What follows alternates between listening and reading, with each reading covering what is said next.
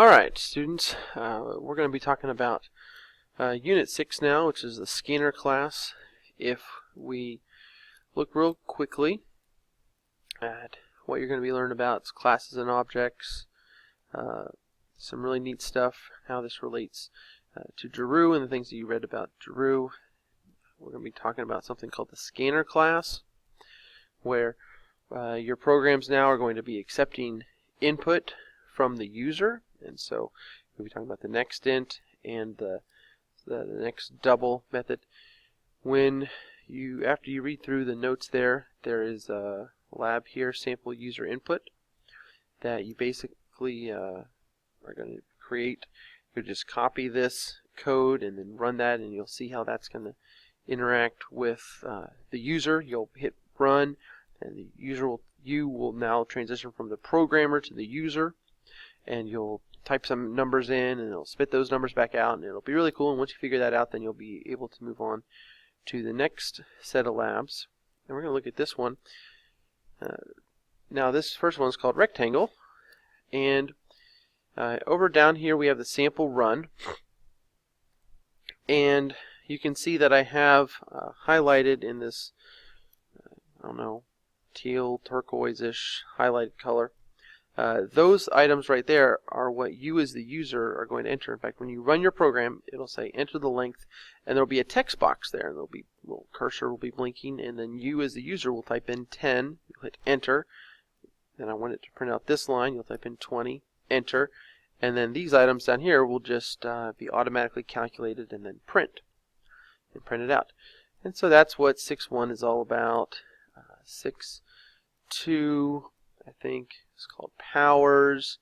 You're going to enter an integer. It'll print out the square, the cube, and the fourth power. And then there's this little piggy bank, I think it's called money, where you're going to type in how many pennies, nickels, and dimes and quarters you have in your piggy bank. Then it'll output how many, or how much, the equivalent dollar value and cents value that is. Now, so you're not hard coding any of these things. These are not actually in the program. I mean, what these numbers represent are variables that will change what is called at runtime. So it depends on whatever the user types in. And that creates an interesting situation. And that is that we need to know whether or not our program is working properly, and whether or not it's doing the proper calculations. So you can see in each one of these I have this sort of orangish highlighted text that says you must turn in 3 or more sets of test data, which is inputs and expected outputs, on a piece of paper when you demonstrate your program for credit. You're like, what in the world does that mean? Well, okay, this is what it means. It means when you say, Mr. Goddard, I am finished with this program, I need you to check it, I'm going to run it. You need to also have in your hands a piece of paper that for this particular program will say something like, well, you'll have at least 3 sets of input, like a length of, now you can't use this because this sample data has already been provided for you, but you might say a length of 5 and a width of 6, and this is what I calculated the perimeter, I calculated the area to be, and then hopefully you ran the program with that, and then you have some other data. Another 2 sets, and you say, oh, why do I have to do this? I just type in the 10 and the 20. Well, maybe you hard-coded your program such that it's always going to print out 60 and 200, and that's not correct. Or maybe you did the wrong calculation that just so happens to get it right with 10 and 20, but any other data that the user would type in, it's not going to get it right. And so the purpose of this test data is that you need to have some other scenarios that you calculate by hand yourself without the program at all, and then you run that data, that's called test data, through your program and make sure that your program works. So let's talk real quickly about test data and what is good test data, what is bad test data.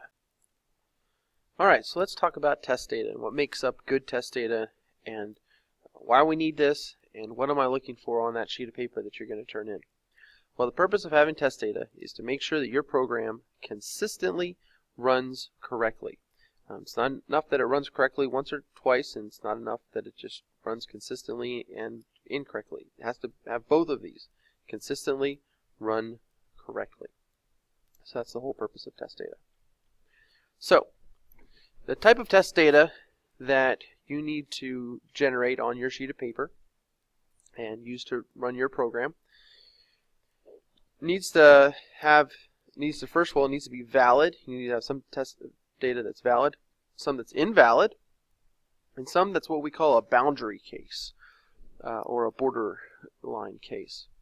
So your valid data needs to be one or more of all appropriate sub-scenarios. So you need to have, 5 and 10 are some good numbers, and you also need to maybe put 17 and 33, or maybe some double, some numbers with digits after the decimal if that's appropriate.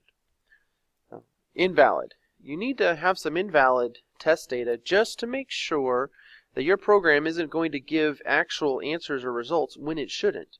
If the user gives bad data, if the user gives some input that he or she shouldn't, then your program needs to catch that.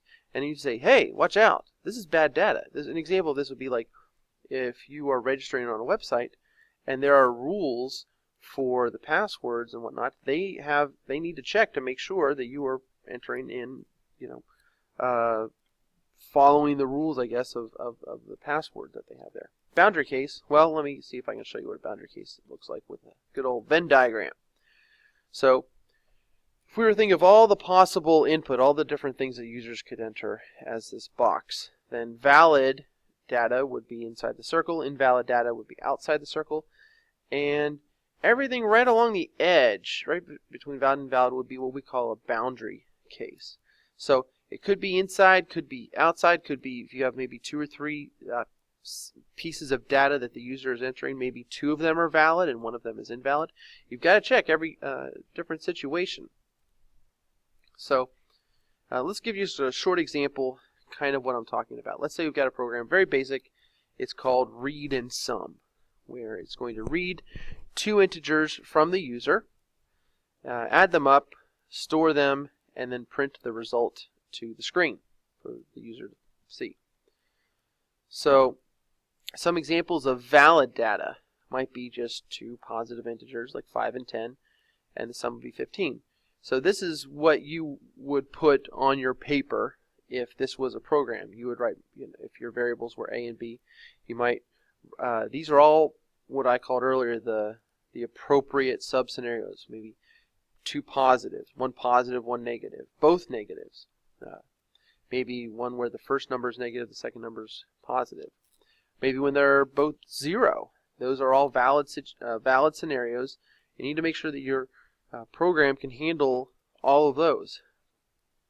Now, to the best of your ability, and you're going to be a little bit limited at this point right now until we learn about if statements and whatnot, you need to include some invalid data. Now, it's called invalid, but this is good data to test. For instance, if the user types in hi for A and bye for B, your program should not say the sum is equal to 11 or something like that. Instead, your program should say error. That's not an integer. You did not give integer input. Okay. A boundary case with this program might be if you have one of the numbers, one of the variables that the user enters is a number, but then the other one is a text, a string. And so once again, that would result in an error. Or maybe the first user input is a string, is text. Or maybe the first number that they type in is 5.1, and then the next number that they type in is 2, okay? Oh, that's no big deal. You can add those 2 together. Right, except that the program says you've got to read 2 integers from the user, and one of those is a double. So that would actually, if we thought through that, that should give us an error.